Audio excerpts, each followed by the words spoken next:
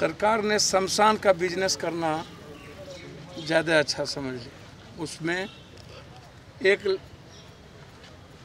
सजे हुए घाट पर मारने जलाने के लिए सरकार को घाट पर 15,000, 20,000, 6,000 से ऊपर रुपये मिलते हैं और सरकार आंकड़ा छुपा रही है। एक दिन में 300 से 500 के बीच में लोग मर रहे हैं। पटना में मैं 2 घाट पे जाता हूं तो लगभग 150 क्रॉस करते हैं।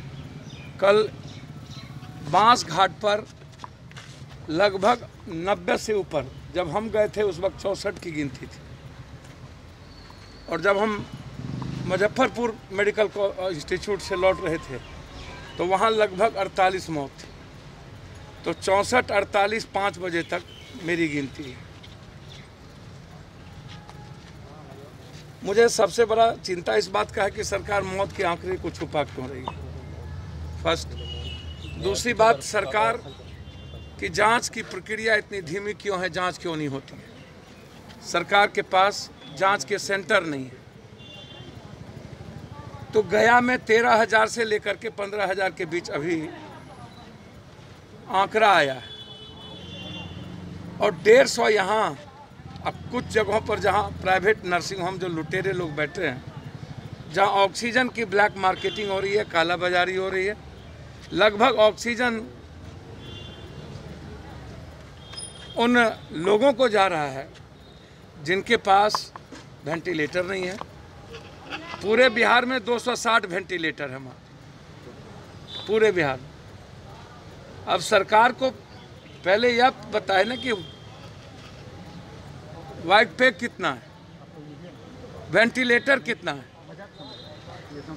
पहले आप ये बताएं कि आपके पास कई गुना ज़्यादा पेशेंट बढ़ गए और लिक्विड आपका ऑक्सीजन का है ही नहीं।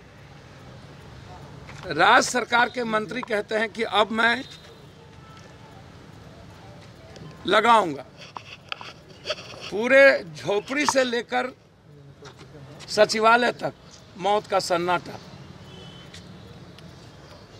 गांव से लेकर के अस्पताल, अस्पताल से लेकर शमशान तक लाश ही लाश। तो सरकार को ये बताना चाहिए कि आपके पास बेड की कोई व्यवस्था नहीं है, जिसके चलते रात रात भर पेशेंट बैठे रह जाते हैं, मर जाते हैं, लौट के चला जाता है। प्राइवेट नर्सिंग होम की क्या कैटेगरिया है। सरकार ने पहले कहा कि इनको नहीं देंगे, बाद में पैसे लेकर के सारे प्राइवेट नर्सिंग होम को ऑर्डर दे दिया। प्राइवेट नर्सिंग होम के पास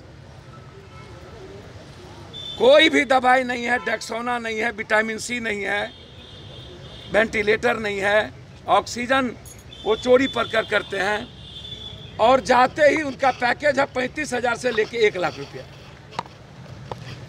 कंप्लीट कोरोना में अरबपति बनने की पूरी तैयारी। अगले बार में लखपति करोड़पति बना, इस बार अरबपति।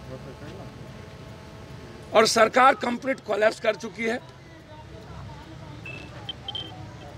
इतने दिनों के बाद हिंदुस्तान में ऑक्सीजन, और ट्वीट किया जाता है सरकार के द्वारा कि हमारे प्रयास से देश दुनिया के लोगों ने देने का मन बना लिया। जब हर घर की माँ और बेटा, भाई बहन डेथ कर गया, डर का वातावरण, भय का वातावरण, कंप्लीट रूप से पूरा देश तबाह हो गया। आम से लेकर के खास तक कोलैप्स कर गए। अभी यहाँ डिस्ट्रिक्ट जज यहाँ पर गए हैं, हर दिन मिनिमम 11, 12 से 20 लाश यहाँ से जाती है एक हर दिन ज्यादा। अब 50 की बात हमारे लोग कर रहे हैं। अब आप सोचिए जिनका पेशेंट है वो 50 की बात कर रहे हैं। आपको आश्चर्य होगा, वेंटिलेटर यहाँ पर बंद है, खराब है, वेंटिलेटर नहीं के बराबर चल रहा है। आईसीयू रूम वार्ड में एक भी डॉक्टर नहीं जाते हैं चेक करने के लिए। एक भी सीनियर डॉक्टर टच करते नहीं हैं।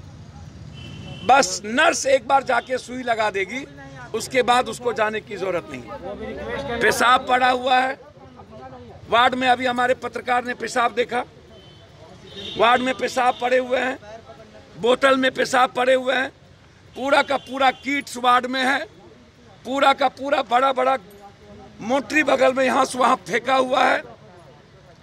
सरकार बात करती है कि हम यदि लॉकडाउन करेंगे तो मानव चैन बनेगा, 12 मानव चैन, पूरी गंदगी यहाँ, और एक लोगों को कोई देखने वाला नहीं,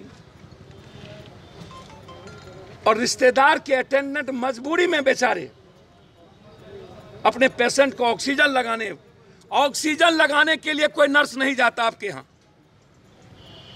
अब जो अटेंडेंट के पेशेंट यहाँ से सब्जी मार्केट जाएगा, जो घर जाएगा, ये मानव चयन होगा कि ये पहुंचाएगा? फर्स्ट। सेकेंड, मेरा सीधा है सरकार को अविलंब